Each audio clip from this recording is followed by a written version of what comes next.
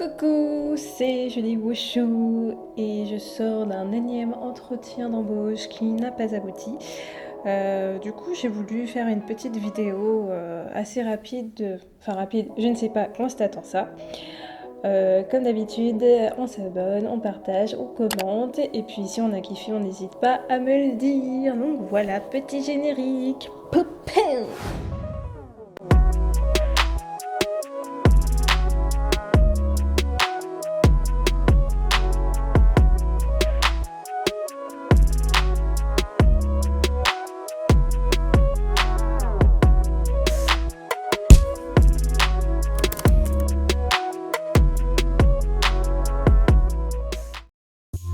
Les divers points que j'ai voulu aborder ici dans cette vidéo, ce sont forcément la blessure, le taf, la recherche de taf, et puis qu'est-ce que nous avons d'autre, les diverses allocations et compagnie, les aides, etc.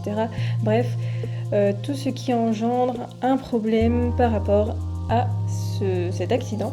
Et en gros, j'annonce dans cette vidéo pour quelles raisons est-ce qu'une blessure telle se péter le ligament croisé pourrait engendrer une situation de précarité. Et je pense que c'est un sujet plutôt tabou, que on n'en parle pas trop, on évite justement d'aborder ce type de sujet où l'argent, la situation, qu'elle soit précaire ou problématique, se met en place. Malheureusement, oui, on ne peut pas faire une transition quand il s'agit de blessures. Et oui, ça ne se planifie pas, malheureusement. Sinon, ce serait trop facile. Il n'y a pas de transition douce quand tu as un accident, hein. Putain. Non. On ne peut pas être tranquille. Alors, on en était où? Oui, quand on a un taf et qu'on envoie son document à la CPM ou bien à la Sécurité sociale, voilà, on se dit c'est bon, il n'y a pas de souci. Je ne sais plus comment s'appelle exactement cette indemnité, mais en gros, voilà, ce sont des indemnités journalières par rapport à son taf. Et du coup, comme tu travailles, voilà, en théorie, tu devrais recevoir des allocations par rapport à ça, du fait que c'est pas ta faute ce qui t'arrive. Après, si ce n'est pas un accident de travail, ça met du temps. Et encore une fois, il y a plusieurs paramètres à prendre en compte. C'est que si tu n'as pas suffisamment travaillé l'année précédant ton accident ou les 6 derniers mois, je ne me rappelle plus, en gros, il faut comptabiliser 150 heures de boulot pour percevoir une partie des indemnités. S'il n'y a pas ces 150 heures, normalement, après je ne suis pas certaine, parce qu'il y a toujours des cas exceptionnels selon les dossiers. Voilà, je travaille pas à la Sécu, ni à la CPM, bref. Mais là, on est quasiment au mois d'avril 2020. J'ai envoyé tous mes documents au mois de novembre 2019, donc on compte ensemble. Voilà, il y a le mois de novembre. Ensuite, en décembre, janvier, février, mars, on arrive bientôt au mois d'avril, 5 mois. Et je n'ai toujours pas perçu ces indemnités journalières. Et comme je n'ai pas bossé suffisamment avant ce qui m'est arrivé, je peux toujours attendre, à mon avis, je n'aurai rien. Il y a toujours des petits cas de figure de est-ce que tu rentres dans telle case? Non. Est-ce que tu rentres dans telle autre case? Non. Et du coup, tu n'as rien. Alors, je vais tout simplement exposer mon exemple qui est un peu casse-gueule, mais c'est comme ça. Un accident, voilà, je le répète, ça ne se prévoit pas. J'ai retrouvé un boulot, un CDD plus exactement, d'environ 3 mois. Et je me suis pété le genou, peut-être 2 ou 3 semaines après, ouais, pas de chance, après avoir commencé ce taf. En fait, ce que je faisais avant, c'est que j'étais au chômage et que je recevais des aides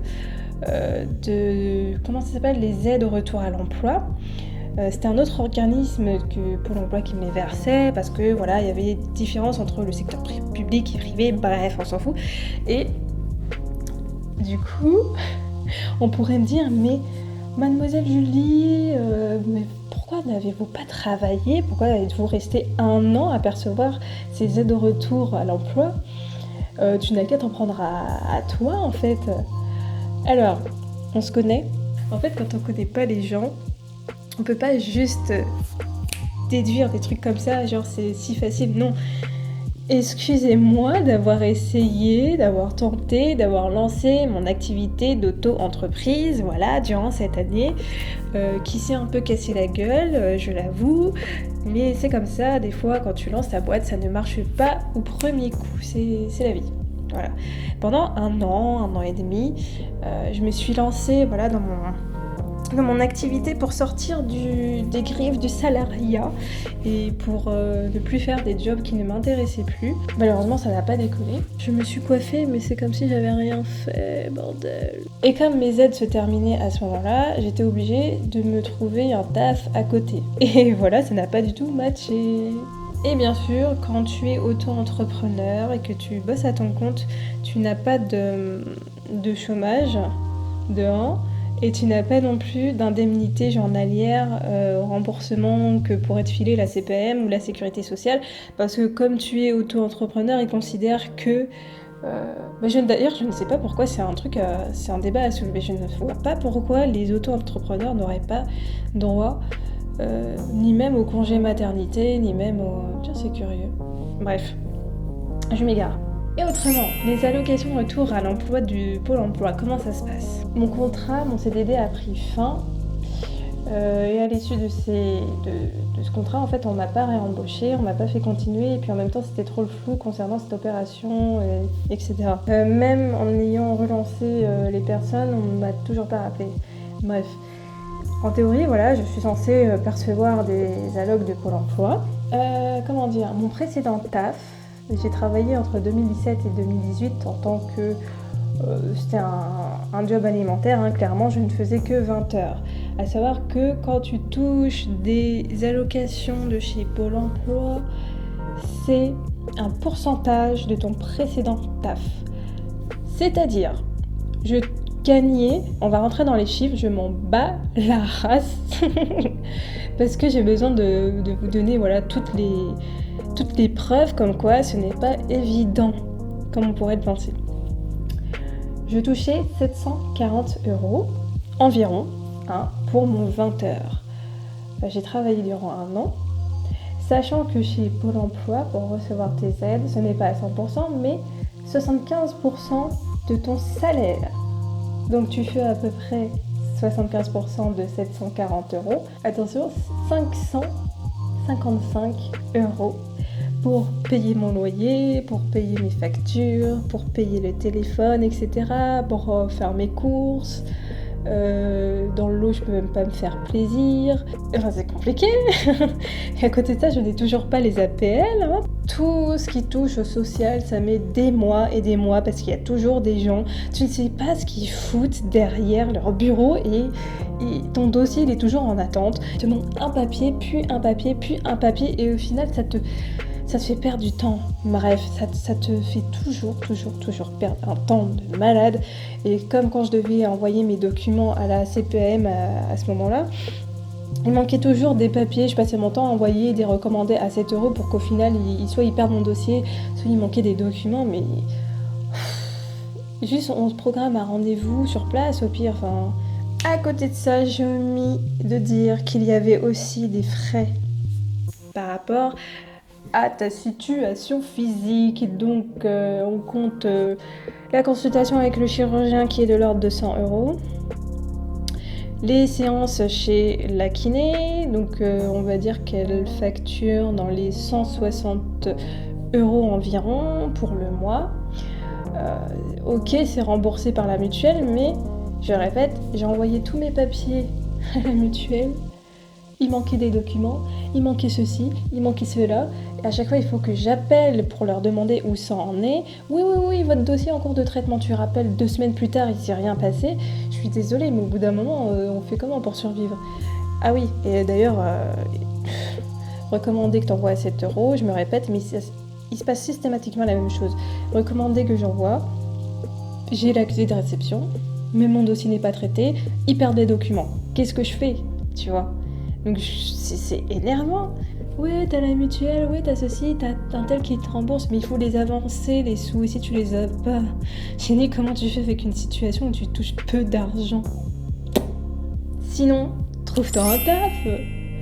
Oui, c'est ce que je fais depuis des mois, je passe des entretiens, là c'était mon 6e entretien qui n'aboutit pas. Donc au début, tu vois, je disais, comme j'étais dans le flou et qu'on était proche du mois de février, de mon rendez-vous avec le CHIR, je disais oui, vous savez, j'ai probablement une opération de prévue d'ici quelques semaines, et voilà, je sais pas trop, est-ce qu'il est possible de faire un taf dématérialisé, de faire du télétravail, et on me fermait systématiquement la porte au nez. Par la suite, je ne disais plus rien parce que on est gentil, tu vois, dans ce petit monde à te dire que oui, nous sommes pour la reconnaissance des travailleurs à situation réduite, handicapés, tout ce que tu veux. Ouais, on est trop des friends, tu vois. Mais quand t'es en entretien, c'est pas la même chose. Je sais pas. Moi, on m'a toujours claqué la porte. Même quand je le dis pas, tu vois, par exemple, passer l'entretien de cet après-midi, j'ai des obligations au niveau santé. Je le dis à la dame, moi, il faut que je puisse aménager mon emploi du temps parce que là, son taf, en fait, ça prenait tout ton temps. Mais t'imagines l'amplitude horaire, plus faire des heures sup et tout ça, et entre 8h et 20h, où tu fais quoi en fait? J'ai dit, mais comment je suis censée faire, sachant que là j'ai mes cours de conduite, donc je les ai placés le matin. Pareil, j'ai des rendez-vous médicaux que je ne peux absolument pas louper, parce que c'est de l'ordre de la santé, je ne peux pas en fait faire autrement. Elle dit oui, mais ça il faut les aménager après votre travail, d'abord c'est le travail, après vous voyez. Mais je peux pas. Tu me dis qu'on travaille tous les jours de la semaine, et très souvent le samedi, quoi. Et je peux pas travailler tous les jours de la semaine plus le samedi et mettre 1 heure de conduite là et puis la kiné là, sachant que la kiné elle est pas là samedi. T'as pas de vie. Je suis désolée, c'est quoi ça? T'as pas de vie. Donc là, franchement, c'est vraiment une situation compliquée où quand tu cherches du travail et que tu n'as pas fait tes preuves auprès du patron, des responsables, etc., c'est fatigant, c'est compliqué, t'es face à un mur, mais waouh quoi. Et malgré ça, tu vois, je continue à postuler, mais c'est vachement, je sais pas, tu vois, j'ai pas de mots pour dire. Je me répète, en fait, c'est très difficile, c'est pas aussi facile que ça. Il y avait un job en plus qui aurait été parfait, sauf que le recruteur, bon, il m'a dit de le rappeler au final pour me dire qu'il me prenait pas, ouais, génial. C'est un taf dématérialisé, tu vois, où tu as la matinée pour toi. Je me lève à 7h du matin, je fais ma petite vie, je me prépare tranquillement. Et j'aurais pu très bien commencer ma journée, voilà, à tout mettre le matin entre la conduite et la kiné. Et dès 13h, hop, enchaîner, tu vois. Mais apparemment, non, c'est pas aussi simple que ça. On veut absolument te réduire à l'état de pantin, à tout contrôler, tes faits et gestes, à voir à quelle heure tu te connectes, à voir ce que tu fais d'un côté. Je dis pas que c'est pas normal, mais en fait, quand t'es censé voir comment est le caractère de la personne, t'es censé voir si tu peux... Oui, elle doit faire ses preuves, elle doit te mettre aussi en confiance, mais la personne, si elle te dit qu'elle a des impératifs, c'est compliqué en fait. Bref, je m'égare. Donc c'est vraiment pas évident de trouver le travail clé qui pourrait t'aider à survivre à cette situation précaire. Et j'en parlais justement avec un des patients dans la salle de kiné. Il a eu une espèce de... En fait, c'est tous ces ligaments au niveau du genou qui ont été pétés, à part un, enfin je sais plus, mais c'était... Il m'a dit en clair, oui, moi j'aurais aimé n'avoir que le ligament croisé antérieur de pété, là c'est tout. On est à des mois et des mois. Je l'ai croisé, je sais plus, peut-être au mois de décembre ou au mois de janvier. Le mec, il arrive à peine à marcher et à monter les escaliers, tu vois, quand il les monte, il est super content. Tandis que moi, je suis là, j'avance et j'ai que, entre guillemets, le croisé pété. Et je dis, purée, mais comment il fait, le gars? Et là, il enchaîne arrêt sur arrêt. Et au bout d'un moment, en fait, il pourra plus... il sera plus remboursé. Et puis ses patrons, ils vont pas le laisser comme ça, chez lui, entre guillemets, alors que le pauvre, c'est pas de sa faute. Au bout d'un moment, il faudra trouver un arrangement et puis il sera pas non plus indemnisé indéfiniment en fait par rapport à Pôle emploi s'il se met au chômage. Et encore, il y a des conditions qui font que tu peux recevoir les allocations de retour à l'emploi ou non. Donc tu auras forcément plus de chance si tu as déjà fait tes preuves dans la boîte, que tu as déjà été dans la boîte un long moment et que là tu te demandes si ce taf le permet. En tout cas, si c'est un taf que tu peux faire à distance, oui, là tu peux le faire. Si c'est un job sur le PC, tu peux. Mais autrement, il y a des choses que tu ne peux pas faire. On n'est pas tous amenés à travailler en tant que rédacteur en chef, en tant que community manager, en tant que graphiste, infographiste, monteur vidéo, tous ces jobs en programmation, que sais-je, qui sont à faire sur un PC. Les gens ne font pas tout ça. Tu vois, t'imagines le gars qui travaille sur le chantier, le gars qui est électricien, le plombier, je sais pas moi, la meuf qui est à la caisse, la nounou, Tu vois ce que je veux dire? On n'est pas tous à faire des tafs où ah super, je suis sauvée, je suis sur le PC, et en plus ça fait longtemps que je suis dans la boîte. C'est pas simple. Sinon, on pourrait te dire, je joue la carte de l'assistante sociale. Bah ouais, je suis allée voir à peu près, je sais même plus, 3 ou 4 assistantes sociales. Jusqu'à maintenant, j'attends toujours quelque chose. Pourtant, mon dossier, me semble-t-il, est assez urgent. Mais voilà, après, là, je suis tombée sur une nana qui a l'air de bien se démerder pour moi. Le seul souci, c'est que quand j'ai déménagé, la CAF n'a pas déménagé mon dossier de CAF dans mon nouveau département. Ça fait que je vais pas pouvoir percevoir mes aides tout de suite. Et autrement, il faut une situation bien particulière et bien précaire pour recevoir une aide, par exemple par rapport à tes factures, une aide à payer tes factures, une aide à payer une partie du loyer peut-être. C'est pas aussi simple de jouer la carte de l'assistante sociale. Bon, conclusion, je pense que ça a été vachement long. Sorry, but not sorry. C'est une situation, je répète, un peu beaucoup inconfortable, mais on ne peut pas faire de transition quand il s'agit d'une blessure, ça ne se prévoit pas malheureusement. Les problèmes de thunes, les problèmes de taf, les problèmes au niveau de ses boss, de ses employeurs ou du corps médical ou social par rapport aux divers dossiers, voilà, des fois on n'a pas de réponse, des fois on n'a pas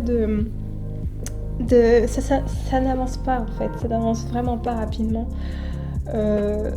Et il faut te dire, il faut vraiment avoir une roche, un washer dans la tête parce que sinon tu pars, tu vois, tu deviens ouf parce que t'as des gens qui sont vraiment... Ils sont fatigants, ils sont là, ils perdent tes dossiers, ils te font payer 7 € de recommandé pour rien. Je m'égare encore. Une blessure, ça peut énormément coûter, ça peut te coûter le taf. Ça peut te coûter tes ressources, malheureusement. Et quand, il est bien gentil, le chirurgien, à dire « Oui, vous avez votre temps, il ne faut pas lésiner sur votre genou, la. » En fait, non. Le temps, malheureusement, dans notre société, c'est de l'argent. Et... Tu vois, tout ce temps qu'on a perdu, entre guillemets, j'imagine que...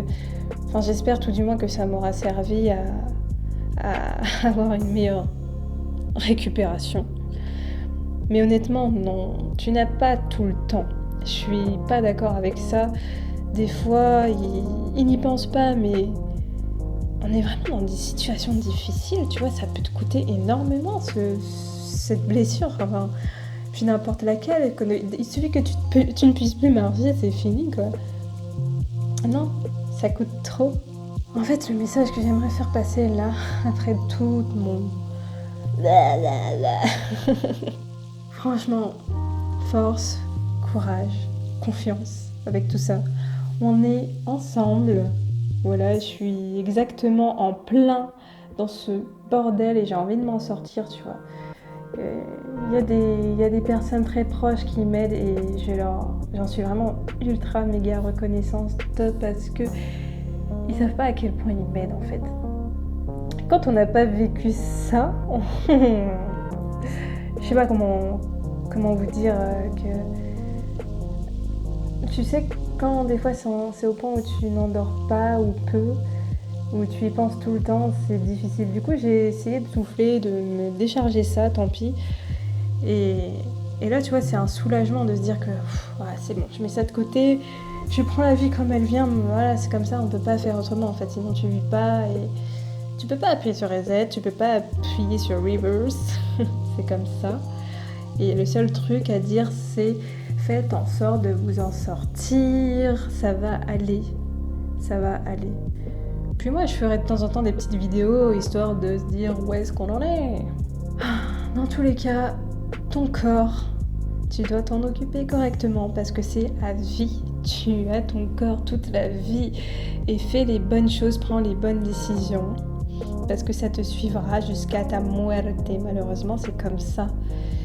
Et tu ne peux pas passer outre certaines choses. Tu peux pas te dire bon ok, vas-y, je vais travailler encore 3 mois. Et tu sais, au bout d'un moment, tu peux pas attendre pour l'opération. Je crois que c'est 12 ou 18 mois. En fait, j'ai peur de dire une connerie, mais au bout d'un moment, tu ne peux pas attendre encore plus pour l'opération. C'est comme ça. Et il faut prendre une décision tôt ou tard. Tu vas pas rester comme ça. Si on te dit, quand je dis on, c'est plusieurs personnes du corps médical, c'est plusieurs avis des chirurgiens, ce sont des spécialistes. Si on te dit de te faire opérer, que c'est sûr et certain, et que voilà, selon ton sport aussi, ça dépend des sports, mais si pour ton sport il est mieux de le faire, et que tu sais au fond de toi que tu dois le faire et que tu as des réticences par rapport à voilà, ta situation financière, le taf, etc. Si tu sais que tu dois le faire mais qu'à cause de ça tu le fais pas, réfléchis bien, prends les bonnes décisions au bon moment. C'est tout ce que je peux te dire et te conseiller. Moi en tout cas j'ai fait mon choix, c'est ma santé d'abord. Si je veux reprendre correctement les arts martiaux, être prof, ma santé d'abord, le reste. Mais sinon tu vas le payer plus tard, ce serait tellement bête. La patience qu'on aurait par rapport à une urgence financière fait que on ne va pas prendre les bonnes décisions au bon moment et c'est vraiment dommage parce qu'on n'a qu'une vie, on n'a qu'un corps. Et ta passion, ton métier, c'est ça qui est très important parce que ça fait que tu grandis et que tu évolues dans cette direction. Et je ne vois pas pourquoi est-ce qu'on devrait mettre ça de côté alors que pour moi c'est primordial de prendre soin de sa santé et de sa vie. Voilà, cette vidéo est assez longue mais j'avais besoin de parler de tout ça et de lever un peu le tabou qu'on mettrait de par la précarité, de par le sportif blessé et tout, comme quoi waouh, c'est super easy d'avoir ces aides, ces indemnités, enfin tout ce bordel qui au final n'est pas aussi simple. Je suis désolée mais bon voilà, vous avez vu mon cas. On peut difficilement faire mieux. Bon, donc je vais vous attendre dans la barre de commentaires pour me dire voilà ce que vous avez pensé de la vidéo et surtout dites-moi où vous en êtes au niveau de cette blessure ou pas forcément d'une autre blessure et surtout j'aimerais savoir si vous avez été dans plus ou moins ce cas de figure, comment vous avez fait pour évoluer, si vous avez été dans le même cas de figure que moi entre à jongler sur et si telle aide et ça, telle autre aide ou pas, on te donne rien du tout, tu es là, tu te dis mais comment je vais faire, essayer de trouver du taf, tu n'en trouves pas, au bout d'un moment voilà, il faut être réaliste, c'est trop facile de dire mais tu ça, non. Il faut être réaliste, donc j'attends votre retour, je suis curieuse et puis au moins on pourra en parler, ça fait du bien. Bon, bref.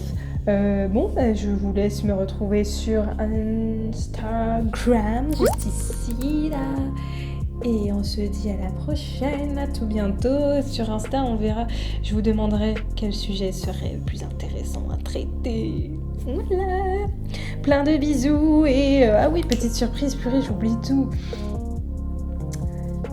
À l'heure où je sors cette vidéo, il y a un article à ce sujet. C'est exactement la même chose, sauf que bon, il y a peut-être des trucs que que j'oublie de dire voilà, en vidéo ou les choses que je rajoute justement en vidéo. Donc n'hésitez pas à cliquer en bas sur Julie Wushu, l'adresse de mon blog, et lire mes diverses histoires en lien avec les arts martiaux chinois. Donc voilà, tout bientôt. Pou pou